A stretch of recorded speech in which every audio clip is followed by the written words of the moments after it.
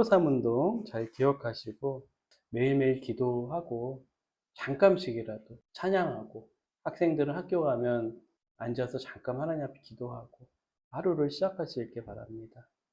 오늘 하나님이 우리에게 주신 말씀 마태복음 2장 말씀입니다.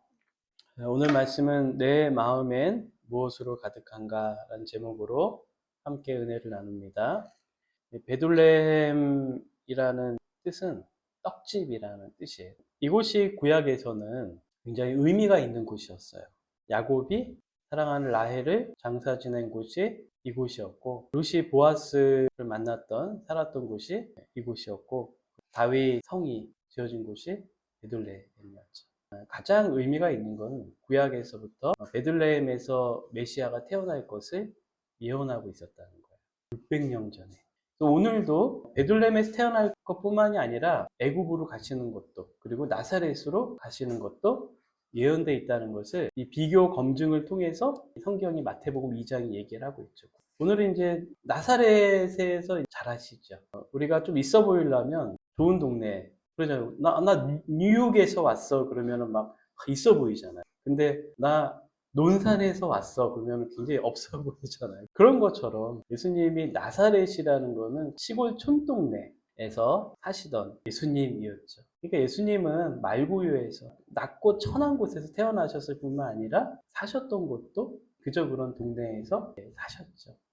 예수님이 태어날 때 오늘 2장을 보니까 그 왕 이름이 뭐예요? 헤롯이라는 사람이에요. 근데 왜 하필 헤롯 왕 때 예수님이 태어나셨을까? 이 헤롯 왕은 유대인이 아니에요. 에돔 사람이고, 로마가 다른 나라들을 통치할 때 이스라엘을 통치하면서 거기다가 왕을 세웠어요. 그 왕이 바로 이제 헤롯 왕이었죠. 이스라엘 나라는, 유대 나라는 종속된 일종의 나라였죠. 그러니까 로마의 눈치를 많이 볼 수밖에 없었고, 헤롯이 어떤 사람이었냐면 굉장히 군사적으로나 정치적으로 탁월한 인물이었던 것 같아요. 총독도 하고 왕도 하고 굉장히 승승장구하던 사람인데, 이 사람이 평범한 사람이 아니라 약간 좀 광기가 있는 사람이었다 그래요. 그러니까 백성들에게는 굉장히 유화적으로 정책을 쓰기도 하고 그랬는데, 사람을 죽일 때는 무자비하게 자기 가족들도 죽이고 장모도 죽이고 굉장히 좀 광기 어린 그런 사람이었던 것 같아요. 근데 이런 극악한 사람이 통치할 때 예수님이 태어났어요.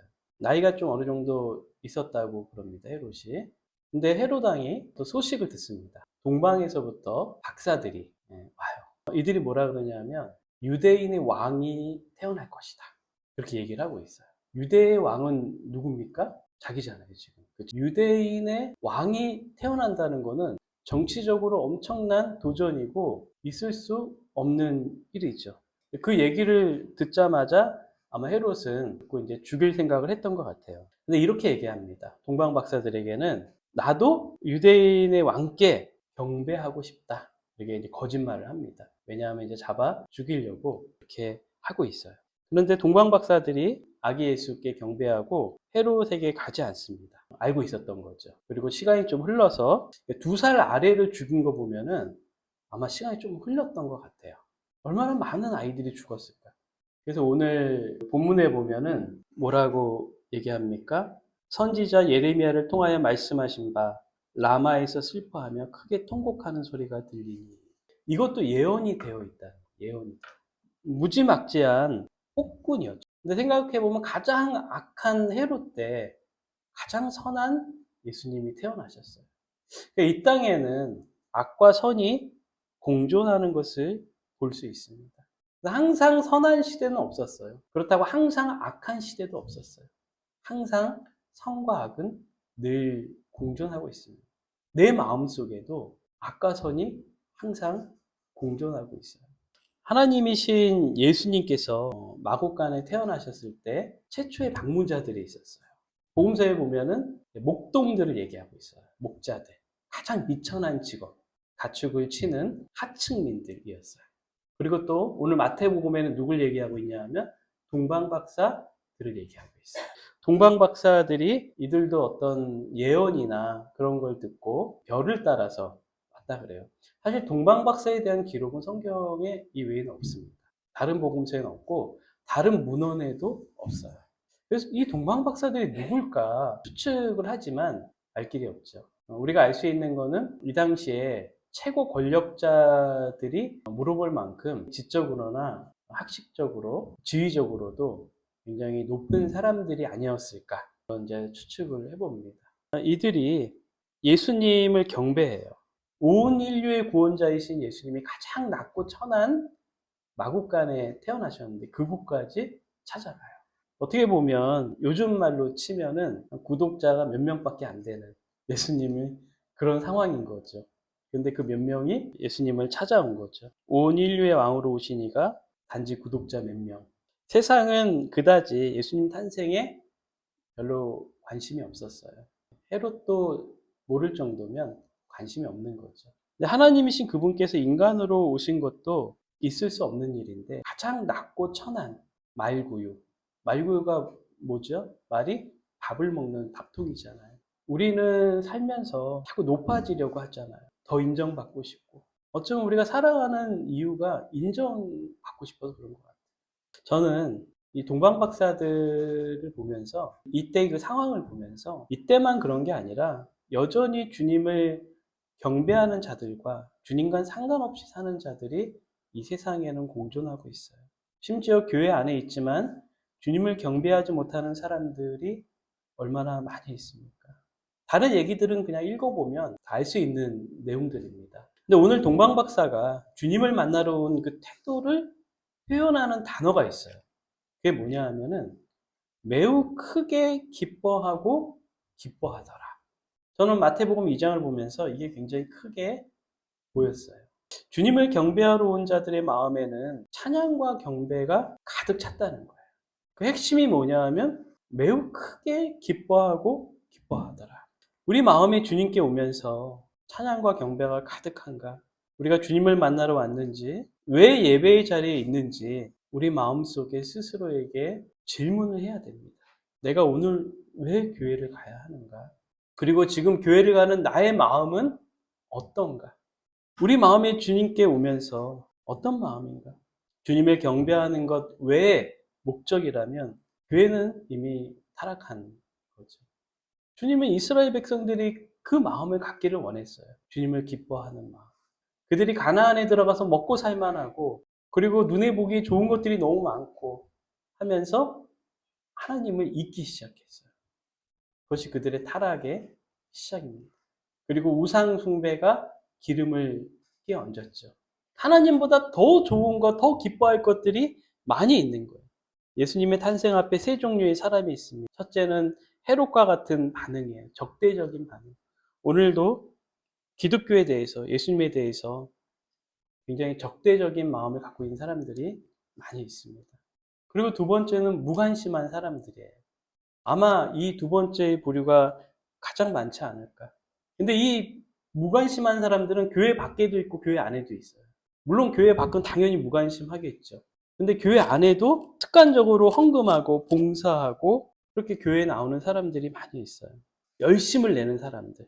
근데 그게 왜 무섭냐 하면 자신의 행동에 대해서 이 종교적 습관이 자기 행동에 대해서 크게 잘못한 게 없다고 생각을 해요. 왜냐하면 나는 열심을 다하고 있으니까. 뭐냐 하면 자기 통찰이 잘 안 돼요. 자기 통찰이 안 되는 사람은 삶의 변화가 별로 없어요. 사람이 살면서 성장해야 되잖아요. 몸만 크는 게 아니라 정신도 커야 되거든요. 근데 정신이 크기 위해서는 자기 통찰이 돼야 돼요. 자기 통찰이 잘 안 되는 사람들, 열심을 내지만은 자기 마음에 정말 하나님을 기뻐하는 마음이 있는가? 그러니까 별로 잘못이 없다고 인식하면서 매주 왔다 갔다 하는 거예요. 그러니까 신앙의 성장이 없는 거예요. 가장 불쌍한 사람이 교회에 왔지만 마음에 아무 감흥이 없는 사람이라고 얘기를 합니다. 살아계신 예수 그리스도에게 내 삶을 드리지 못하는. 저도 오늘 이 설교를 준비하면서 나는 매주 교회 오면서 내 마음에 이 동방박사 같은 마음이 있나? 크게 기뻐하고 기뻐하더라. 내 마음에 그런 기쁨이 있나? 예수님을 만나고 주님과 동행한 인생은 가장 성공한 인생이에요. 세 번째는 동방박사의 모습이죠. 황금과 유향과 몰약을 가지고 왔어요. 이 황금과 유향과 몰약은 굉장히 귀한 거죠. 황금은 왕을 상징하는 거죠. 지금 만왕의 왕이신 예수 그리스도를 상징하는 거예요. 그래서 마태복음을 한마디로 요약하면 왕으로 오신 예수님이라고 그러잖아요.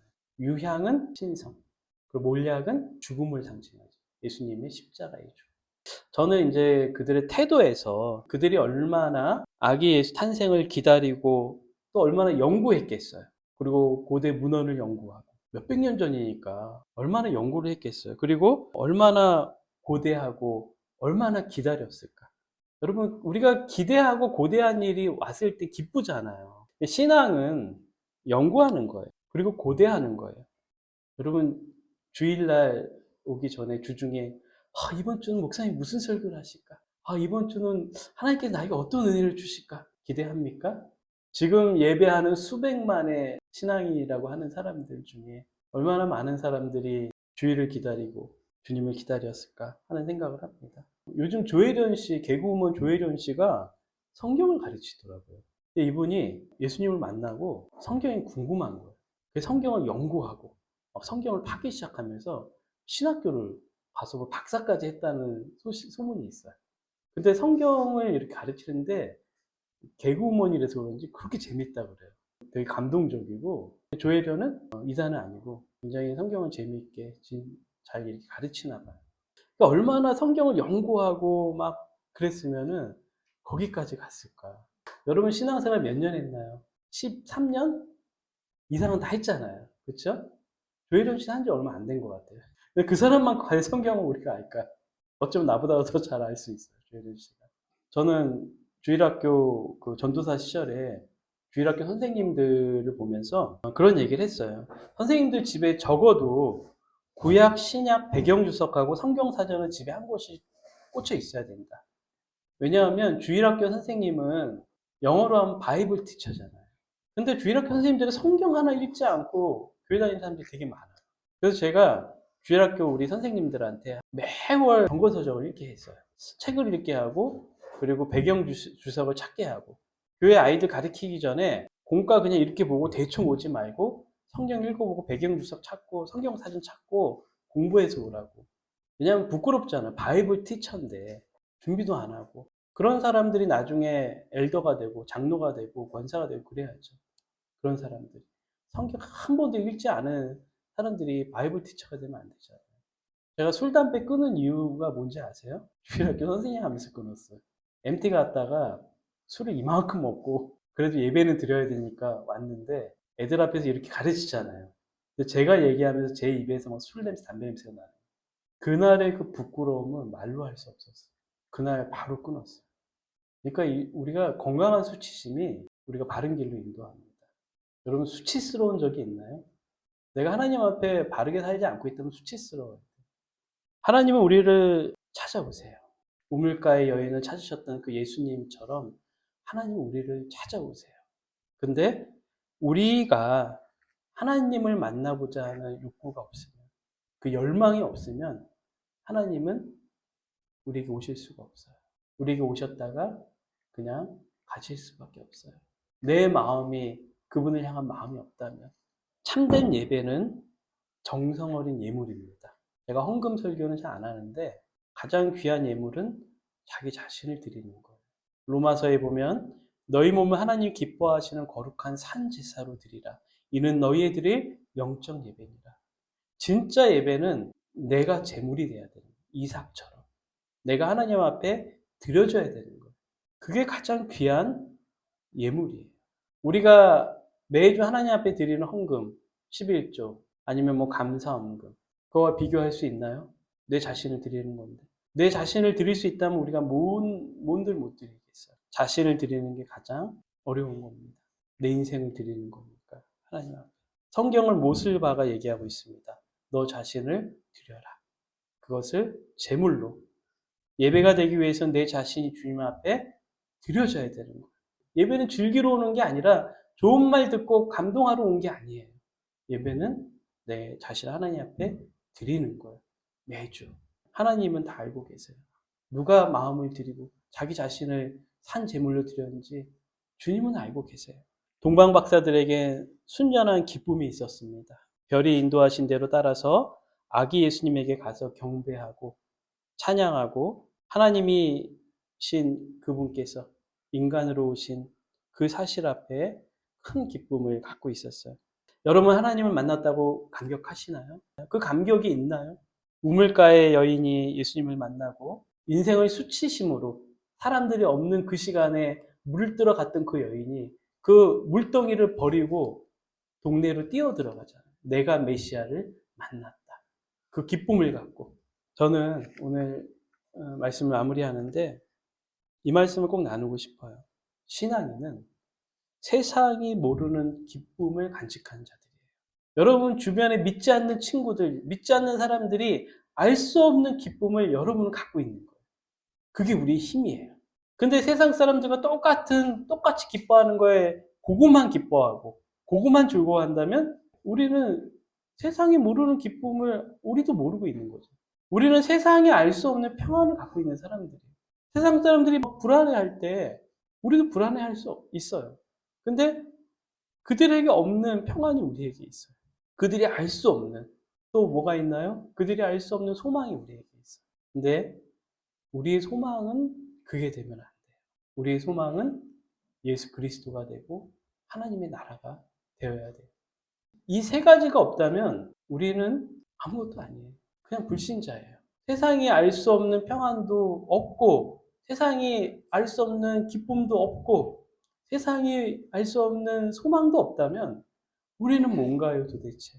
지금 예배드리고 있는 수백만 명의 크리스천들이 그들이 뭔가요? 오늘 우리 마음 가운데 마음을 우리가 점검해 볼 수 있길 바랍니다. 내 마음에 뭐가 있나? 오늘 이 마음으로 함께 우리 기도할 수 있길 바랍니다.